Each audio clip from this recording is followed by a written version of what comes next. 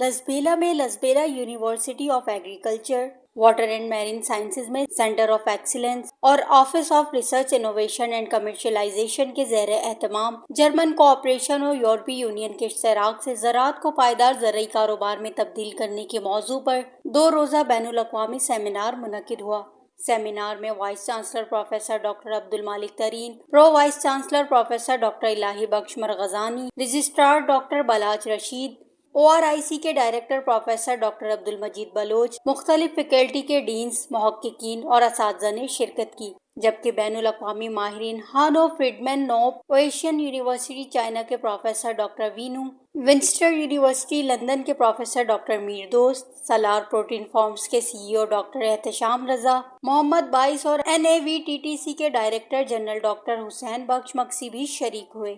مقررین نے اپنے خطابات میں کہا کہ زراعت پاکستان کی معیشت کی ریڑھ کی ہڈی ہے اور دیہی آبادی کے لیے روزگار اور آمدنی کا بنیادی ذریعہ ہے۔ انہوں نے کہا کہ موسمیاتی تبدیلی، پانی کی قلت، زرعی لاگت میں اضافے اور منڈیوں تک محدود رسائی جیسے مسائل کے باعث زرعی شعبے کو جدید تقاضوں سے ہم آہنگ کرنا ناگزیر ہو چکا ہے۔ Vice chancellor professor doctor Abdul Malik ترین نے کہا کہ جامعات کا کردار صرف تعلیم تک محدود نہیں بلکہ تحقیق، اختراع اور صنعت سے روابط کے ذریعے معاشی ترقی میں بھی اہم کردار ادا کرنا ہے۔ انہوں نے بتایا کہ لوامس زرعی تحقیق، جدید ٹیکنالوجی کے فروغ اور کسانوں کی فلاح و بہبود کے لیے عملی اقدامات کر رہی ہے تاکہ زرعی پیداوار میں اضافے اور پائیدار ترقی کے اہداف حاصل کیے جا سکیں۔ سیمینار کے دوران ماہرین نے زرعی تحقیق، فوڈ سیکیورٹی، موسمیاتی تبدیلیوں کے اثرات، جدید زرعی ٹیکنالوجی، ویلیو ایڈیشن، زرعی مصنوعات کی پروسیسنگ اور مؤثر مارکیٹنگ سے متعلق اپنے تجربات اور تحقیقی مکالمے پیش کیے۔ مقررین نے اس بات پر زور دیا کہ بین الاقوامی تعاون اور جدید تحقیق کے ذریعے نہ صرف کسانوں کی آمدنی میں اضافہ کیا جا سکتا ہے